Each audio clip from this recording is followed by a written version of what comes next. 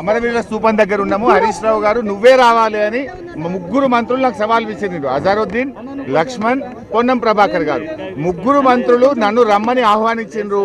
నీకు దమ్ముంటే రా హరీష్ రావు అన్నారు. నేను బయలుదేరినా. మరి ఆ ముగ్గురు మంత్రులు వద్దు హరీష్ రావు మీతో మాట్లాడలేము అని వాళ్ళు చెప్పమనండి ఆగిపోతా. అరే రమ్మన్నది మంత్రులే, మళ్ళీ ఆ మంత్రులే మిమ్మల్ని పెట్టి ఆపితే ఎట్లా వెంకటరెడ్డి గారు? దయచేసి వెంకటరెడ్డి గారు పోకపోతే నేను పారిపోయినట్టయితే వెంకటరెడ్డి గారు. అరే ముగ్గురు మంత్రులు మీడియాలో టీవీలో హరీష్ రావే రావాలి అన్నారు. మా ప్రవీణ్ అన్న వస్తా అంటే ప్రవీణ్ అన్న కాదు హరీష్ రావు రావాలి అని ముగ్గురు మంత్రులు అన్నారు.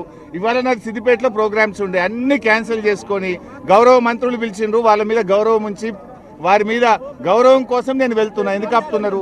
మీరు ఫోన్ చేయండి పొన్నం ప్రభాకర్ గారికి. పొన్నం ప్రభాకర్ గారికి మీరు ఫోన్ చేసి హరీష్ రావు గారు వస్తా అంటున్నారు అని అడగండి. మీరు ఆయనే రమ్మనండి నన్ను. గౌరవ పొన్నం ప్రభాకర్ గారు, గౌరవ లక్ష్మణ్ గారే నువ్వు రా హరీష్ రావు అన్నారు. నేను బయలుదేరినా. వాళ్ళు వద్దన్నారా? అడగండి, వాళ్ళకి ఫోన్ చేసి అడగండి. మంత్రులే పిలిచిండు బైసా వెంకన్న, వాళ్ళు వెయిట్ చేస్తున్నారండి అక్కడ.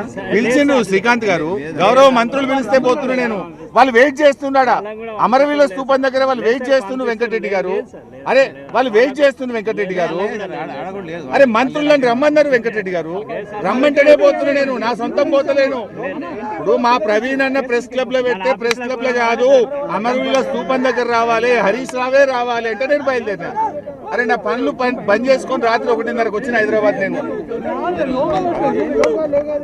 ఇట్లా ఆపద్దు, దయచేసి మేమేం కొట్లాడకు పోతలేము. ఇవన్నీ ఆధారాలు, మొత్తం సాక్ష్యాలు, ఆధారాలు, హైకోర్టు జడ్జిమెంట్లు, మొత్తం నా దగ్గర అన్ని వివరాలు డాక్యుమెంట్లతో వచ్చిన నేను. ఈ డాక్యుమెంట్లు పెట్టి మాట్లాడడానికి పోతున్నాను. నేనేమో యుద్ధానికి పోతలేను, కుస్తీకి పోతలేను, పోరాటానికి పోతలేను. విషయం ప్రజల పక్షాన, తెలంగాణ దళితుల పక్షాన, తెలంగాణ బలహీన వర్గాల గొంతుకగా పోతున్నాను నేను. నన్ను పోనీయండి దయచేసి. యాక్చువల్ గా వెంకటరెడ్డి గారు ఈ గొడవ చేయడం కోసం కాదు, ఆధారాన్ని వాళ్ళే రమ్మన్నారయ్యా. కాగితాలు పట్టుకుని వచ్చి నేను ఇంతగా రాలే.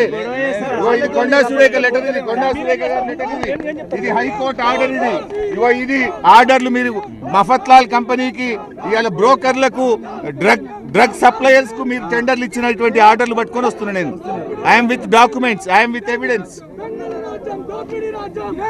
మీరు మమ్మల్ని పోనీ వాళ్ళండి, మేము అక్కడ గొడవ చేయడానికి పోతలేమయ్యా. నడుచుకుంటూ పోదాం. మరి వీళ్ళు కారు అని నడుచుకుంటూ పోదామా? నడుచుకుంటూ పోదాం.